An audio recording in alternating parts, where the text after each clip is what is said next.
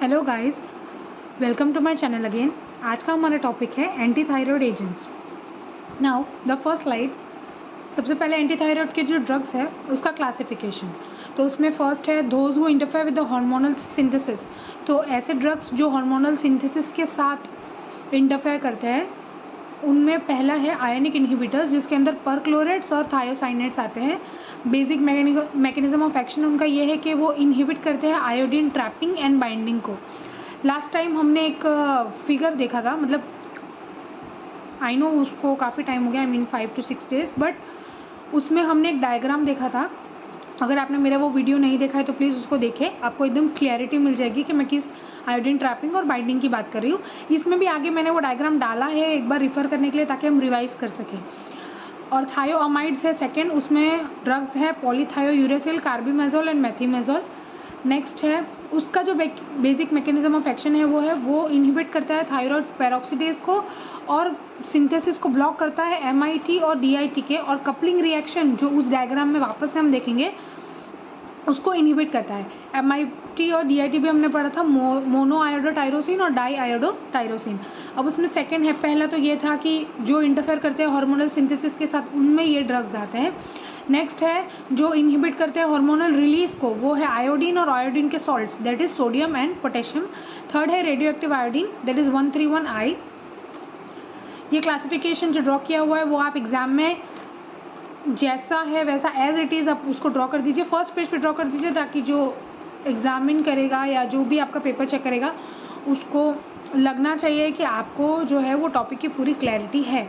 तो anti thyroid drugs में thyroid hormone के अंदर हमने लास्ट टाइम जो वीडियो देखा था उसमें देखा था कि थायरोक्सिन और ट्राई आयोडोथायरोन T3 एंड T4 ये दोनों ड्रग्स आते हैं। दे आर आयोडीन स्टिमुलेटर्स, अभी थायराइड स्टिमुलेटर्स भी कह सकते हैं। आज जो हमारा टॉपिक है anti thyroid, it is thyroid inhibitors. तो उसमें पहला है जो आगे देखा हमने कि हार्मोन सिंथेसिस को इनहिबिट करते हैं, उसमें प्रोपाइल थायोयूरेसिल है, मेथीमेजोल है और कार्बिमेजोल है। जो आयोडीन ट्रैपिंग को इनहिबिट करते हैं, this is ionic inhibitors, thiocyanate है, परक्लोरेट है और नाइट्रेट है।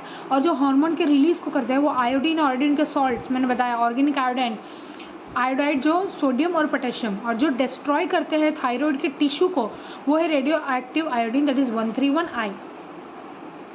ये है वो डायग्राम जिसके बारे में आई वॉज टॉकिंग। सिंथेसिस है थायराइड हार्मोन का, तो वो कैसे होगा। फर्स्ट स्टेप देखिए, प्लाज्मा आयोडीन के बाद जो प्लाज्मा में आयोडीन रहेगा आपका उसका ट्रैपिंग होगा। तो फर्स्ट स्टेप है ट्रैपिंग, तो जो ट्रैपिंग को इनहिबिट करते हैं वो ड्रग्स। फिर यहाँ पे है ऑक्सीडेशन होगा, पेरोक्सीडेज से हमने लास्ट टाइम पढ़ा था कि पेरोक्सीडेज के प्रेजेंस में ये रिएक्शन होता है आयोडीन के साथ, आयोडीनेशन होगा टायरोसिन का, और बाद में T4 टू फॉर्म MIT और DIT। मतलब जो आपका T4 होगा, थायरोक्सिन होगा, उसको आयोडीनेशन करके क्या फॉर्म होगा, MIT और DIT। हमने आगे पढ़ा जो कन्वर्जन होता है MIT और DIT का, जो प्रोडक्शन होता है उसको भी इनहिबिट करने वाले ड्रग्स है। तो MIT that is mono iodotyrosine and DIT that is di iodotyrosine. Fourth हमारा कपलिंग को भी इनहिबिट करने वाले ड्रग्स थे, हमने आगे देखा। तो ये जो डायग्राम है ना वो आप एंटी थायराइड में भी यूज़ कर सकते हैं, ताकि आप दिखा सकते हैं कि कौन सी जगह पे वो इनहिबिट कर रहा है। That is coupling to form MIT and DIT, ये हमारा फोर्थ स्टेप है। बाद में शॉर्टेज है, यहाँ पे MIT और DIT जो T3 T4 है वो ब्लड स्ट्रीम में जा रहा है, बाद में परिफेरल कन्वर्जन हो रहा है T4 का T3 से। जो सॉल्ट्स का हमने आगे देखा ना कि आयोडीन के सॉल्ट्स यूज़ होते हैं, तो उसमें परिफेरल कन्वर्जन भी होता है, तो उसका भी इनहिबिशन आगे दिखाया जाएगा। इसलिए ये डायग्राम इस वाले कॉन्सेप्ट के लिए बहुत इंपॉर्टेंट था।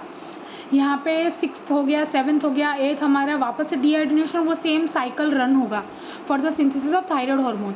तो आप ये डायग्राम ड्रॉ करके इनहिबिशन भी दिखा सकते हैं बीच बीच में कि वो कपलिंग को इनहिबिट कर रहा है या ट्रैपिंग को इनहिबिट कर रहा है या पेरोक्सीडेज एंजाइम जो हमारा रिएक्शन हो रहा है 3rd नंबर पे वहाँ पे हो रहा है। तो ये एक बहुत ही इंपॉर्टेंट डायग्राम है।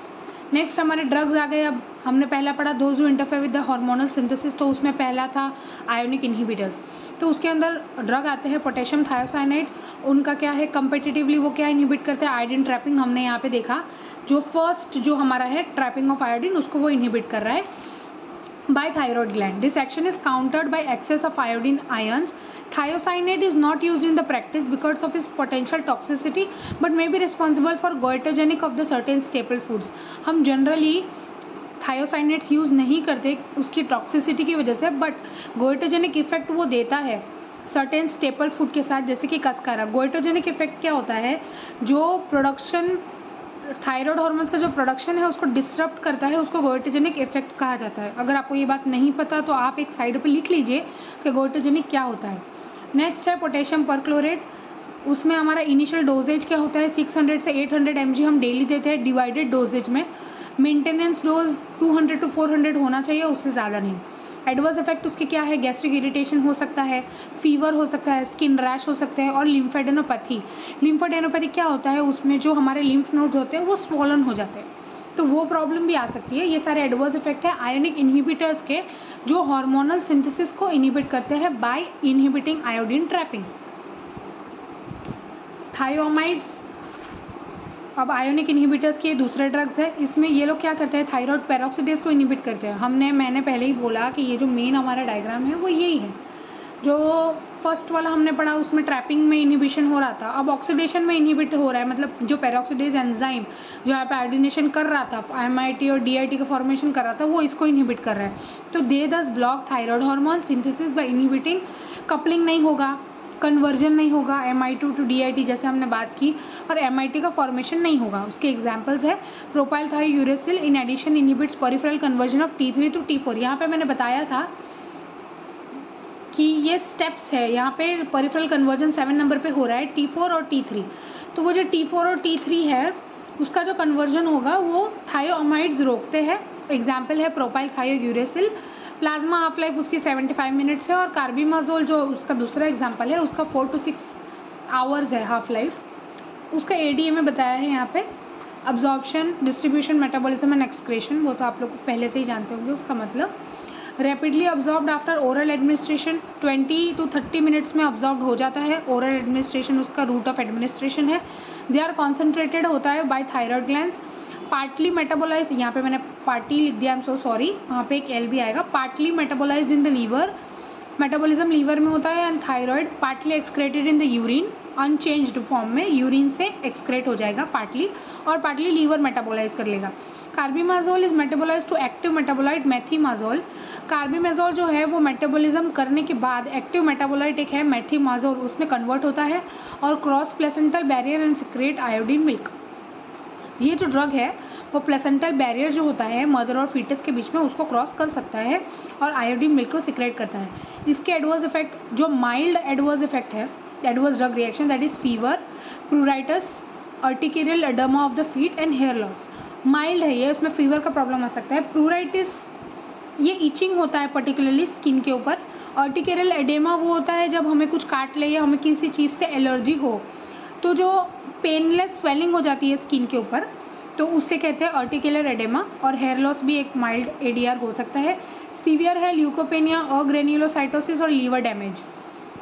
Leukopenia that is white blood cells के काउंट का कम हो जाना, और granulocytosis extremely white blood cells के काउंट का कम हो जाना, और लीवर डैमेज तो आप लोग जानते हैं।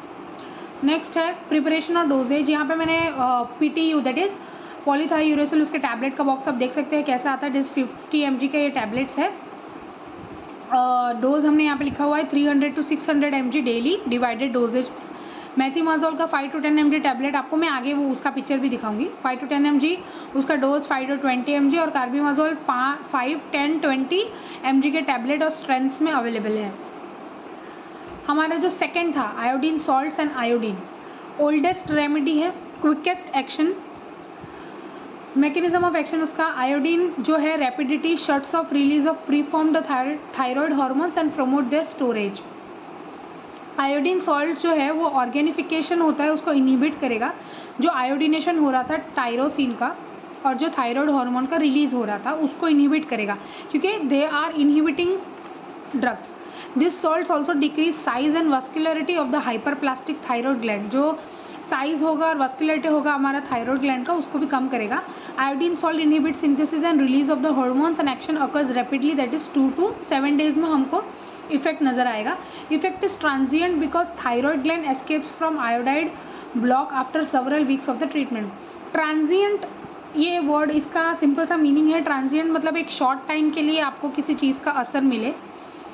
शॉर्ट टाइम के लिए उसका एक्शन होता है। तो इफेक्ट ट्रांजिएंट क्यों बोला जाता है? बिकॉज थायराइड ग्लैंड जो है वो आयोडाइड ब्लॉक में से एस्केप हो जाता है after several weeks of treatment. मतलब थोड़े दिन के लिए ही वो शॉर्ट पीरियड ऑफ टाइम के लिए कंट्रोल कर पाएगा, लेकिन उसके बाद नहीं। तो उसका इफेक्ट जो है वो ट्रांजिएंट होता है, ये आप लोग याद रखिएगा।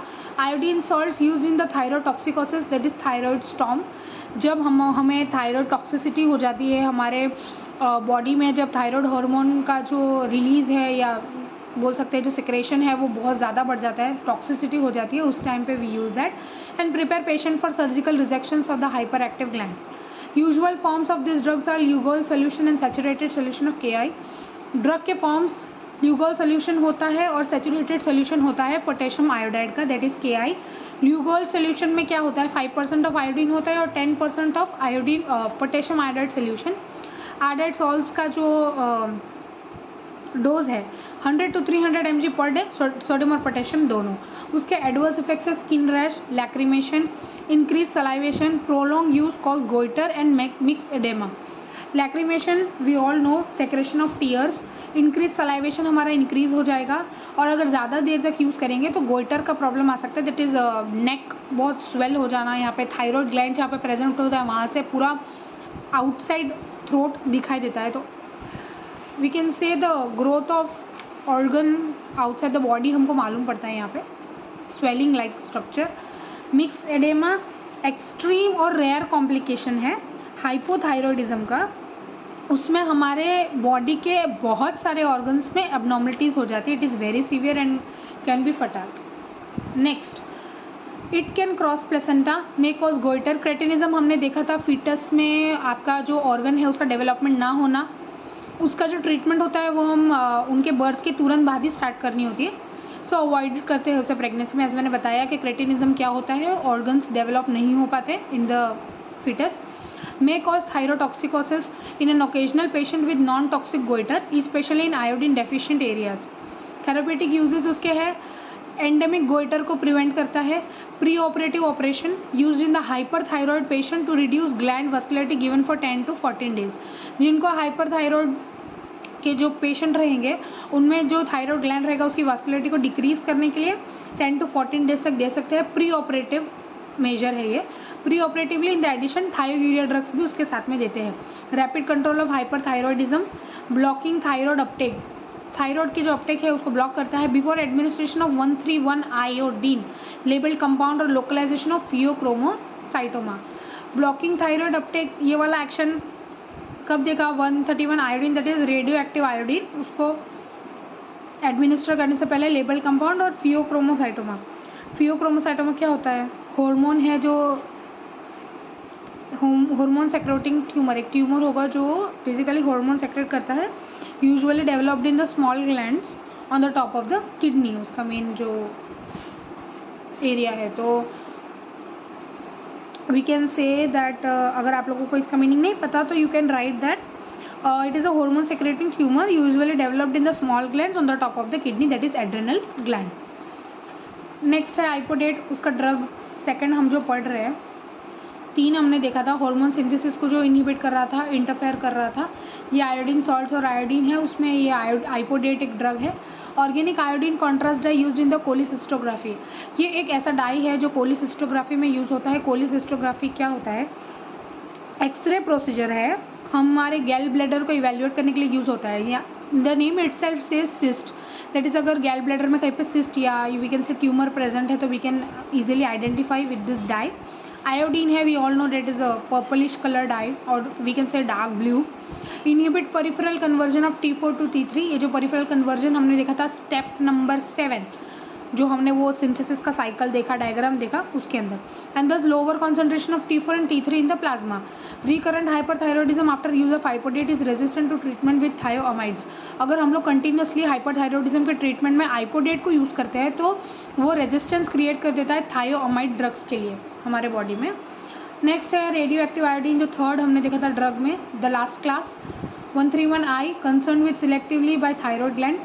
अल्फा और बीटा रेडिएशन को एमिट करता है, यहाँ पे दिख रहा है कि उसकी ट्रीटमेंट कैसी होती है। Gamma is also useful in external counting in the thyroid scan. Beta जो है वो 3.5 mm ही पेनिट्रेट करता है टिश्यूज़ के अंदर। destroy thyroid follicles and produce fibrosis and impair ability of the follicles to replicate। ये क्या कर देगा, थायराइड फॉलिकल्स है उसको डिस्ट्रॉय कर देगा। Follicles we all know it is a group of cells use to basically produce a gland, जैसे thyroid gland is produced by thyroid follicles. तो थायराइड फॉलिकल्स का वो डिस्ट्रॉय कर देता है, produce fibrosis and impair ability of the follicles to replicate. जो follicles की ability होती है रेप्लिकेट करने की, ट्रांसक्रिप्ट करने की, उसको इम्पेयर कर देता है। इसके एडवर्स इफेक्ट है फोकल सोरनेस हो जाएगा नेक में, हाइपोथायरॉयडिज्म है, डैमेज होगा, डैमेज टू फटल thyroid, thyroid carcinoma that is cancer and genetic damage, वो रेयर केस में होता है। Thank you so much. अगर आपको इस वीडियो में कोई भी डाउट हो तो आप लोग मुझे पूछ सकते हैं। And if you like my video kindly like, subscribe and share. और अगर किसी को कोई भी डाउट है ask in the comment section. ये इसके साथ हम लोग एंडोक्राइन सिस्टम का जो थायराइड ग्लैंड है वो कंप्लीट कर चुके हैं। इसके स्टार्टिंग के 2 वीडियोस मैंने डाले थे, थायराइड ग्लैंड का इंट्रोडक्शन था और थायराइड स्टिमुलेटर्स थे, T3 एंड T4 के बारे में डिटेल इन्फॉर्मेशन था उसमें, और ये अब एंटी थायराइड ड्रग्स। तो इसके साथ हम लोग थायराइड ग्लैंड पूरा कंप्लीट कर रहे हैं आज। अगर ये वीडियो आपने देखा है और इसके पहले के 2 वीडियो नहीं देखे तो आप वो देख लीजिए। तो थायराइड ग्लैंड के रिलेटेड जो भी आपको कंसर्न रहेगा या कोई भी डाउट रहेगा तो वो आपका। Hello guys, welcome to my channel again. आज का हमारा टॉपिक है एंटी थायराइड एजेंट्स।